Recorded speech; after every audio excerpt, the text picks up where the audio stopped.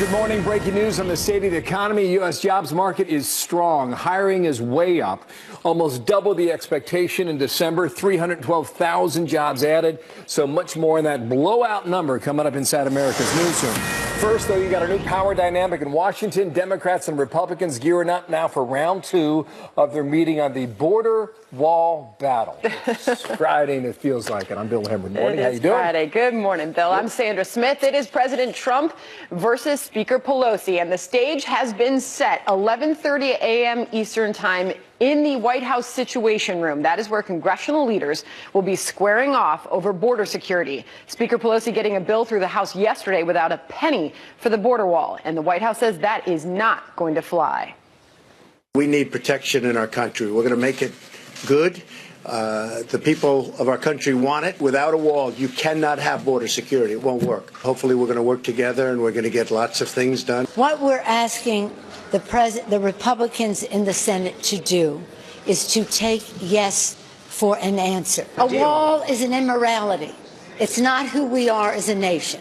And this is not a wall between Mexico and the United States that the president is creating here. It's a wall between reality and his constituents. I think the president's made it very clear. Yes. There's no wall, no deal. But look, we really are prepared to negotiate. We're prepared to talk. So we have you covered all angles now. Doug McKelway's live on the Hill. Newt Gingrich standing by with analysis. But first, we begin with Kevin Corke live from the White House there in the North Lawn. Kevin, good morning. Good morning. It's finally Friday. We made it through quite the tumultuous week here at the White House, which continues actually at 11:30 as Democrats come here for that meeting over in the Situation Room. White House officials tell me they're hopeful that they'll finally listen to the people on the front lines, Bill, and listen and give them the resources they need to protect the American people. As for this new era of divided government, the president talking about that on Twitter this morning, and the specter of impeachment, which a lot of people have been talking about already. Democrats just taking power in the House yesterday, and this has been a talking point. Here's what he said. How do you impeach a president who's won perhaps the greatest election of all time, done nothing wrong, no collusion with Russia, it was the Dems that colluded, had the most successful first 2 years of any president, and is the most popular Republican in party history, 93%. Well, yesterday, as you know, he stopped by the briefing room for the first time, flanked by Border Patrol, ICE, and DHS officials. They say they support the shutdown if it means getting more money for the wall. Also yesterday, Speaker Pelosi said walls, as you heard there, are immoral. She said they're expensive and ineffective, about which White House Press Secretary Sarah Sanders this morning said this. I wonder if she's going to go on a crusade and take down all the fences and walls across this country. I certainly hope not. I'm sure that the people that have them around their homes, the institutions that have them, whether it's the Vatican or anywhere else, are not going to be real happy with the fact that Nancy Pelosi is calling their walls and their security immoral. It's never been immoral to protect people. So while the White House hunkers down for the latest round of talks, Vice President Mike Pence has a message for Democrats. Well, the American people know walls work. And we heard from border agents today in the Oval Office that in areas, in sectors where they were assigned to deal with illegal immigration, the flow of narcotics, human trafficking, all the threats to our communities that we face at our border, that once they build a wall, you saw illegal immigration, the flow of narcotics drop precipitously. So the bottom line is you will not accept a deal that does not include a wall, if I'm hearing this right. I think the president's made it very clear. Yeah. Clear indeed. That meeting in the Situation Room, which means we'll probably only get a still pic instead of obviously video, and we'll maybe even get a readout at the stakeout cameras. If we do, we promise to pass it along. But for now, back to you. The big part of our coverage today. Thank you, Kevin Corke from the White House today. Nice to see you, Sandra. Well, Nancy Pelosi sworn in as the new Speaker of the House, the first person in more than 60 years to regain the Speaker's gavel after losing it.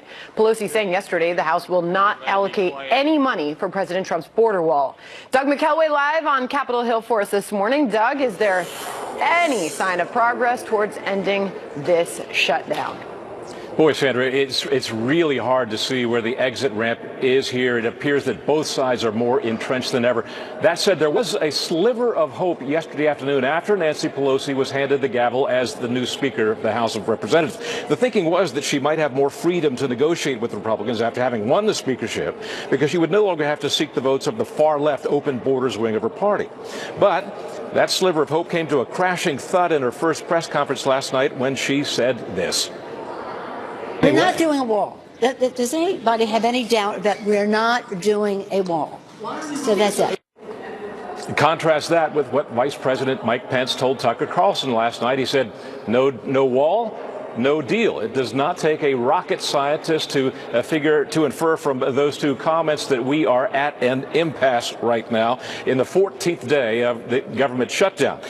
Adding just a little bit of icing to that bitter cake, last night, the House, passed two bills which Democrats hoped would end the standoff, one to fund 6 government agencies through September 30th, and another bill to separately fund the Department of Homeland Security through February 8th. But neither one of them included a solitary cent for a border wall, meaning both bills, were dead on arrival in the Senate. So all that happy talk of bipartisanship yesterday afternoon was just that, bipartisan happy talk.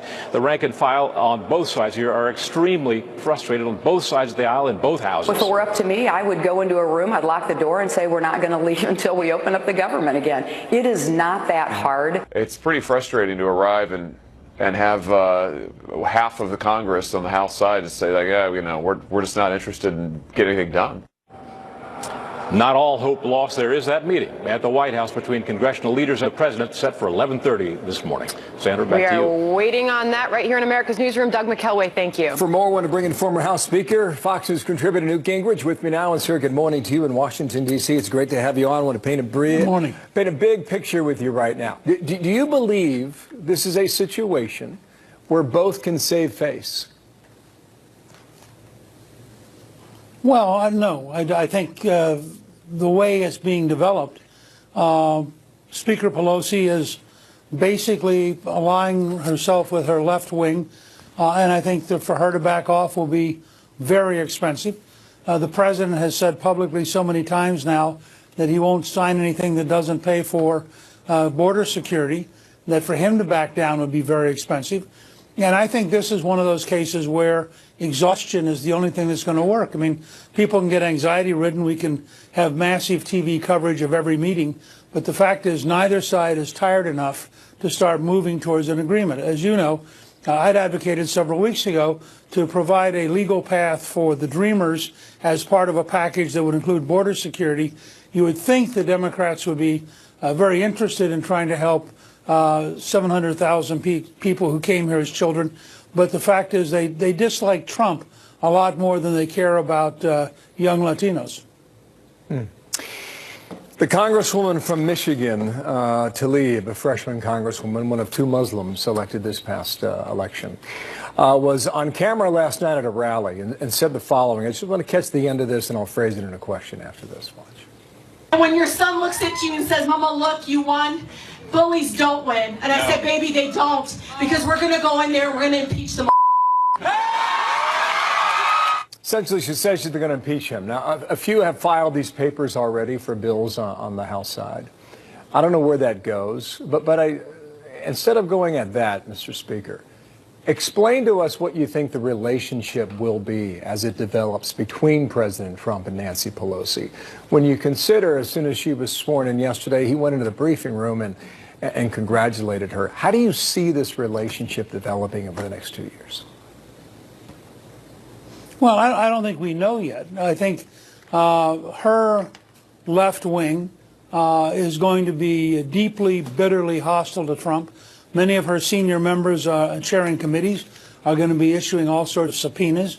Her natural pattern will be to be tough. I mean, look, she's been a very, very successful politician. As you pointed out at the beginning of the show, she is the first person since Sam Rayburn 64 years ago to recover and get to be Speaker twice. So you know that she's formidable, you know she works hard, and you know she's tough.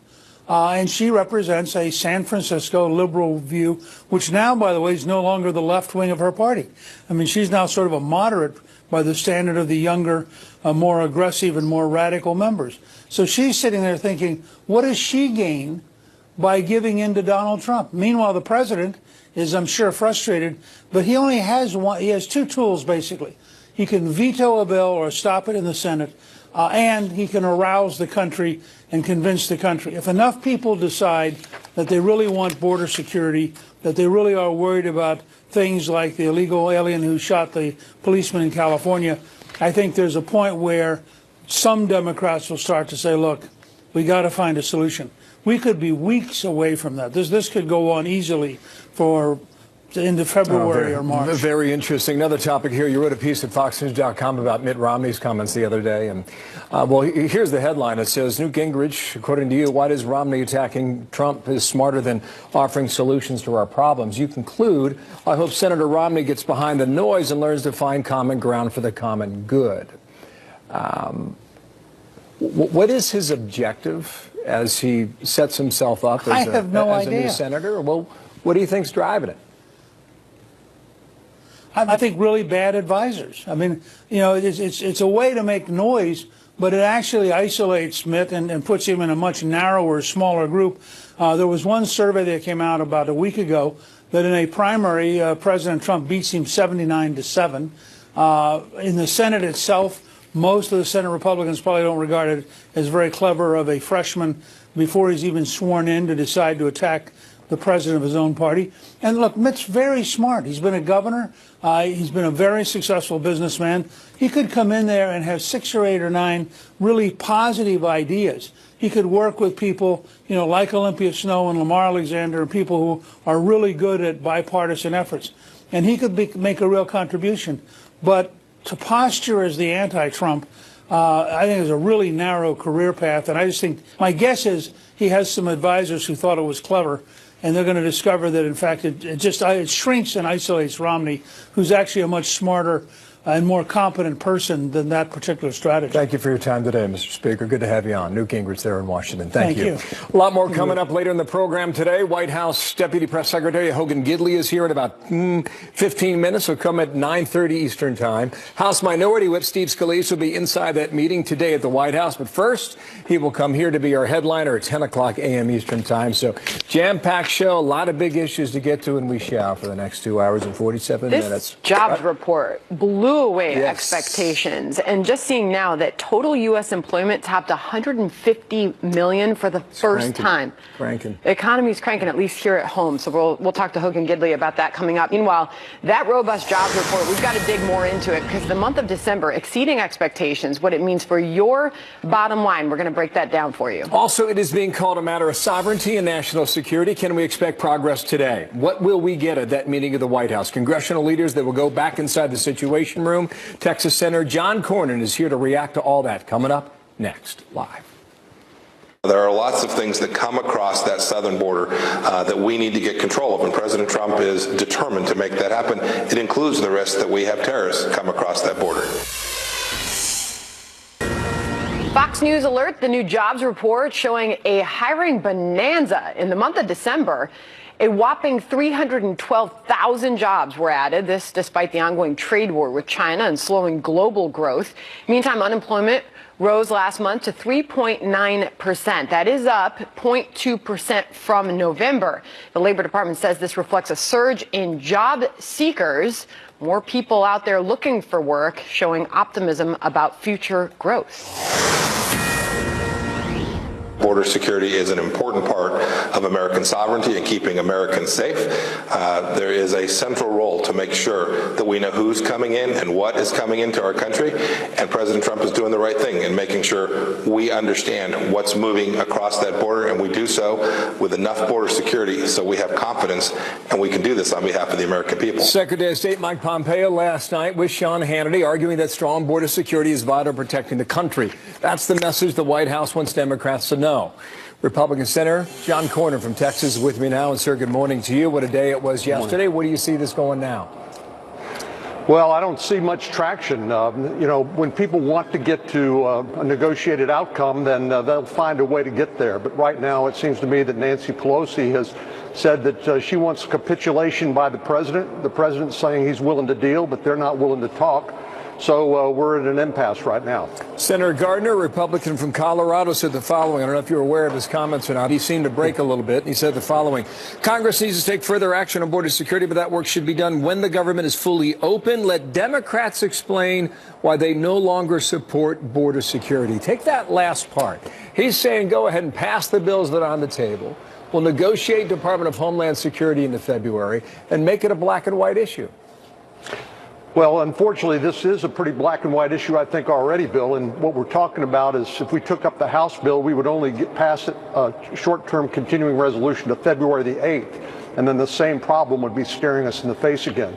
This is a fundamental difference of opinion between Democrats who apparently don't believe in border security, who see the flow of drugs and human trafficking and other contraband across the border. They apparently don't want to do anything about it, versus those of us who say, let's come up with a sensible combination of technology, barriers, and personnel to try to staunch the flow of illegal drugs and human trafficking and illegal immigration. You would disagree with Senator Gardner's characterization about how you frame the argument, because that's what he's arguing. Well, I think he's correct in the way we frame the argument, but I don't see passing the House bill gets us anywhere, because the president has said he would veto it if it was passed the Senate, so we'd be back right where we are. We need to come up with a negotiated solution, but we need to get people to the table who are willing to negotiate in good faith. Do you believe they have not been negotiating in good faith? I believe they have not. It's clear that Nancy Pelosi had to secure the vote she needed to become elected Speaker, and that meant accommodating the most radical elements of the Democratic membership of the House of Representatives. And they are fine with no border security, and these are the same folks who want to abolish ICE and other law enforcement and do nothing about the heroin and the human trafficking that comes across the border along with illegal immigration. That's an outrageous position. It cannot stand, and we will not agree to that. Now that she has the gavel, you're of the mind then that she's got more latitude to negotiate. That's what I hear from you. I think that's right. I think that's right. Now that she's back as the Speaker, she does have some flexibility. We'll see whether she's willing to make a deal. I think Senator Schumer, the Democratic leader in the Senate, is looking to her to take the lead on the negotiations. But this is a deal that has to be cut between Nancy Pelosi, Chuck Schumer, and Donald Trump before Senator McConnell will bring it up on the Senate floor and then pass it. Well, I don't know if you heard Newt Gingrich a moment ago, but he's suggesting this is going to go on for a long time. I think Newt's probably right, sadly. This is really beyond ridiculous. It's about semantics.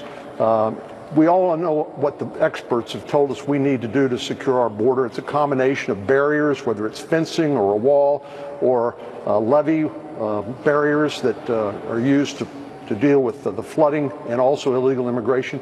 We need the technology, and then we need the personnel.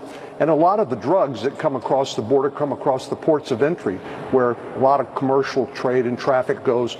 And we need additional resources there and personnel to be able to detect and stop the flow of the illegal drugs that contributed to the death of 70,000 Americans last year who died of drug overdoses. So this is a very serious matter, and we will not fold. It's your home state. We will not fold. Senator Cornyn, thank you for your time today from Washington.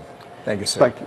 President Trump offering his condolences to the family of a California police officer who authorities say was killed in the line of duty by an illegal immigrant. Coming up, how the family is responding. Reaching out to the family of a California police officer shot and killed apparently by an illegal immigrant the day after Christmas. The president called Officer Ranil Singh's wife, offering condolences and praising his time on the force. Ranil's brother Reggie remembering his fallen brother earlier today. Ron was very into outdoors, so he wanted the son to start moving around, walking around ASAP, so he could take him outdoors. He was waiting for the son to walk, and it just breaks my heart that he'll never be able to see that. Tunnel to Towers is now raising money to help Singh's widow and 5-month-old son. That organization run by Frank Siller. To donate, visit tunnelstotowers.org, the website right there on your screen. Fox News Alert, Vice President Pence defending President Trump's plan to withdraw American troops from Syria, saying it is appropriate because the U.S. has driven ISIS out of the Syrian city of Raqqa. Here is Pence with Tucker Carlson last night. President Trump, as commander-in-chief and as a candidate, made it clear that our number one priority would be destroying ISIS. The reality is we have defeated ISIS. We're going to continue to take the actions that are necessary to protect the American people and our interest in the region. But the president is determined that it's no longer necessary for us to have American forces in harm's way in northeastern Syria to accomplish that. Joining us now is Illinois Congressman Adam Kinzinger, a member of the House Foreign Affairs Committee. He joins us now. I appreciate you coming on the program this morning, Congressman. So very clearly there, the vice president defending President Trump's planned withdrawal of troops from Syria based on the defeat of ISIS. What does this mean for the long-term fight against the terror group? Well, I'm worried about it. And, the vice president's doing his faithful duty to support the president. The president, has a right to make this decision. He's commander in chief. I don't question that. I worry that this echoes a lot of what we heard when President Obama said, we're leaving behind a stable Iraq. And he talked about this new terrorist group as the JV team, not the real thing. And that new terrorist group became ISIS. ISIS is an idea. It's not just a territory. So being able to defeat the idea by continually denying them territory is important. We're in a generational fight. And so my concern is if we leave too early, we send the wrong message. But I am encouraged that it seems like it's going to be more of an orderly transition than it seemed at first.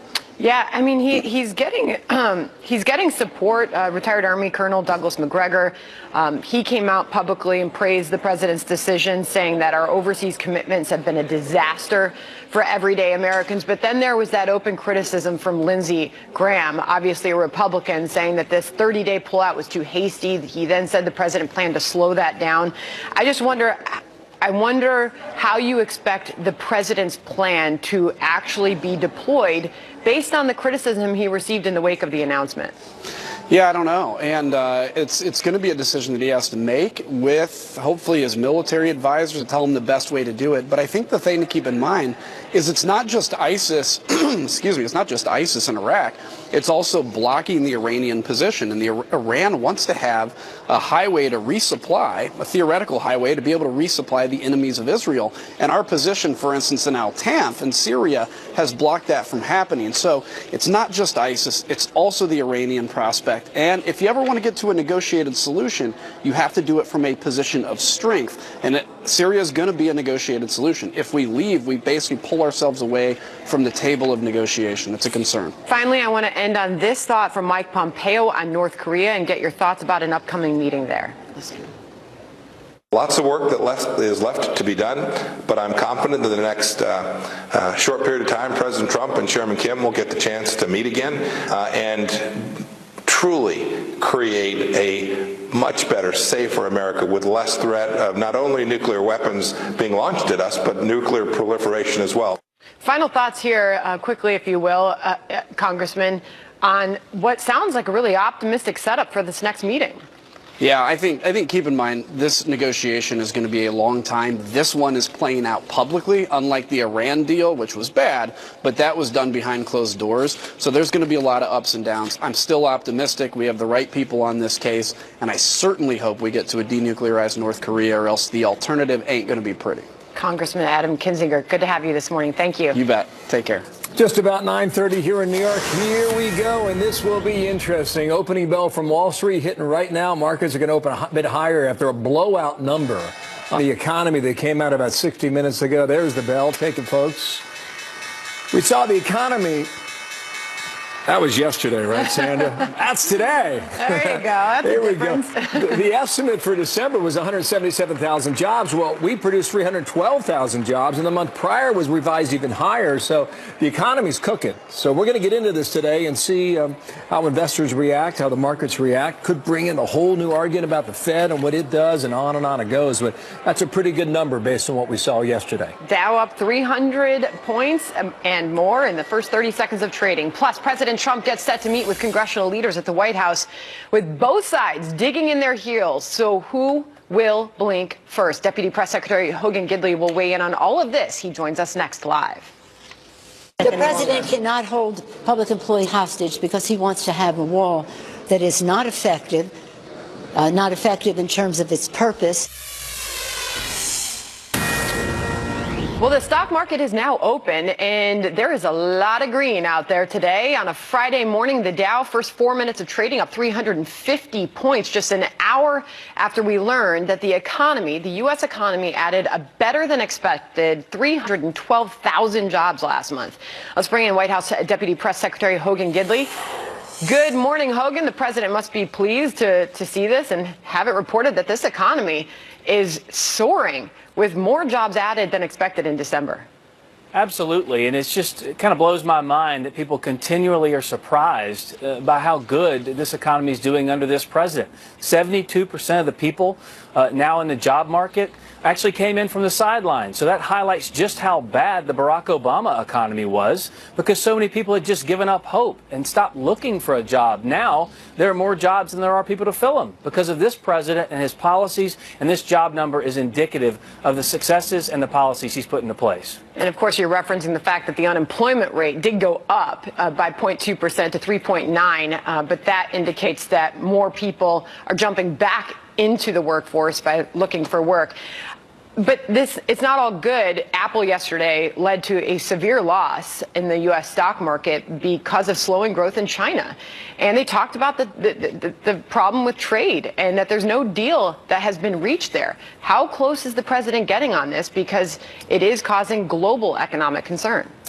Well, as the president has said, China wants a deal. He wants a deal. Both countries, he's fine if both countries succeed. The problem is China is cheating, and the international community knows this.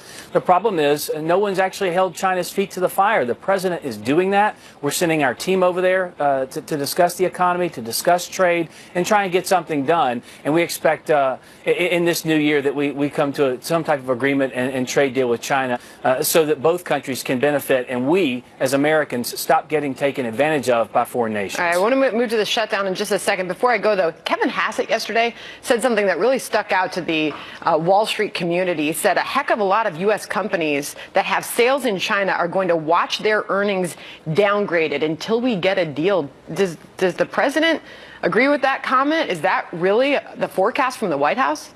Look, I haven't talked to the president about that comment specifically, but what we're talking about today is the great economy that this country is experiencing for the first time in 8 years because of the failed policies of Barack Obama. The fundamentals of the economy are strong. We're moving forward in a way that no one thought possible or even probable. In fact, the predictions were all doom and gloom, and now we see, because of the deregulation, because of the tax cuts, because of this president standing up for American workers, industry, and business, that we are back and people want to come here in droves to do work and to do business because of this president. Well, we're watching the stock market today, at least, enjoying some nice gains. The Dow up 344 points. All right. 2 hours from now, less than 2 hours from now, behind you in the White House, congressional leaders will meet with the president. Will a deal get done today? I hope so, but that's really up to the Democrats. Look, so far, all they're doing, quite frankly, is offering status quo solutions to a crisis situation. What we see on the border is something we've never seen before. In fact, a couple of days ago here in the Situation Room, Secretary Nielsen attempted to give a briefing to people in Congress, those big 8 folks from the House and the Senate, both sides of the leadership aisle. and Democrats cut her off, refused to listen to the statistical data that shows 170,000 convicted criminals were caught coming across the border last year, that almost 4,000 terrorists, known or suspected, coming across the border, thousands of gang members from MS-13 and other dangerous gangs coming into this country. And once they were here illegally, let's keep this in mind, about 250,000 people were arrested in this country last year who came here illegally, and those people were convicted or charged with 100,000 instances of assault, 30,000 instances of sex crimes, and 4,000 homicides. Now think about that. Those crimes are 100% preventable if Democrats would just come to the table, close the loopholes, and secure our border. So give us the details of this meeting today, because I know I spoke to you on Tuesday night after the first meeting like this took place at the White House, and you said that Democrats interrupted the Homeland Security Secretary. So what's the structure of the meeting today? Is it a meeting? Is it a briefing? Who will be in that room? How will it be different? Well, I'm not going to get into necessarily the details of what we expect to see or accomplish here. What I can tell you is the numbers speak for themselves. Democrats refuse to acknowledge that, refuse to listen, and that's what's so damaging here. The president wants to have a negotiation, and he will not accept anything that doesn't protect the American people. He wants to open the government, fund the government, right, so I'm just trying to understand the structure of the meeting today, because it really comes down to this, and whether or not the congressional leaders can get together with the president on this issue. It's becoming Donald Trump versus Nancy Pelosi. I mean, it is, but that's up to Nancy Pelosi in this instance. The very day we were in the Situation Room having a conversation about statistical information on the crisis now at the border, it's no longer status quo, it's a crisis. Nancy Pelosi refused to hear that data, didn't believe it, didn't trust it, and didn't care. So is the president going to approach? Is the president going to approach this differently today? How's he going to approach this? But that's increasingly sad, because just yesterday the president had a conversation with someone in Nancy Pelosi's home state of California, the widow of an officer who is a legal immigrant, an officer of the law who was gunned down and killed by an illegal alien. Now think about that for a second. Nancy Pelosi has not tweeted about it, has not commented on it, has not said anything in the way of condolences for the family. So she is refusing to acknowledge a situation, a crisis at our border, even as in her home state of California, they are literally putting someone in the ground who was killed by an illegal alien, and she hadn't commented on it and won't listen to any information or data about the crisis we face in this country. It's shocking. She's got to come to the table and understand there's a crisis here. Even though she doesn't want to deal with the border, even though she says there is no wall, the President of the United States came into the briefing room yesterday in a monumental moment with people flanked from the national security community, from ICE, and he didn't say what he wanted. He said what those professionals, those brave men and women say they need, and that is a wall to protect this nation, among other things. But a wall is paramount. They think so. The security community thinks so, and Democrats refuse to acknowledge that. So here we are, day two. We are in an era of divided government now, and this new Congresswoman, Rashida Tlaib from Michigan, a camera was rolling on her when she was addressing a crowd, and she used a profanity. She cursed out the president and called for his impeachment. I just wonder what this says about decorum in this new era of divided government and the new Congress. Well, it shows you kind of what's on the mind of Democrats right now. They're into name calling. We even had one of the congressmen yesterday call the president Hitler. Now she's using obscene language to describe this president. Listen, if they want to come to Washington and engage in this type of nasty, ridiculous, outrageous rhetoric, instead of focusing on the issue at hand, that we have a crisis at our border, people in this country are dying, and those deaths are 100% preventable, then they're going to have a very difficult time in this town and with their constituencies. Because this type of rhetoric, while it may ratchet up a few folks on their side, it's not going to do anything to fix the real problems we face in this country. All right, so 11:30, the briefing. Any clarity there, by the way, before we let you go? No, other than the fact that what we want is obviously the Democrats to come to the table and recognize the crisis and work with us to offer a solution to the American people. We've got to have it. The American people deserve it. That's where we are. We await that happening a couple hours from now. Behind you, Hogan Gidley, thank you. Thanks so much for the time. 3 veterans wounded in combat unite on the Hill for the first day of the Congress yesterday, 116th Congress. Here's the photo that has gone viral. Brian Mast of Florida, Dan Crenshaw, screenwriter Texas, and Jim Barrett of Indiana. Mast tweeting, 5 eyes, 5 arms, 4 legs, all-American. Crenshaw and Baird are beginning their first terms in Congress. Mass is starting his second term, and that is an awesome shot from Capitol Hill yesterday. There you share go. that with you. Very nice. Very cool. All right, well, you just heard from the White House. Congressional leaders heading there to negotiate over the border wall. And we will hear from a Democrat on what to expect next. Is there any situation in which you would accept even $1 of wall funding for this president in order to reopen the government? $1? $1. $1? Yeah, $1.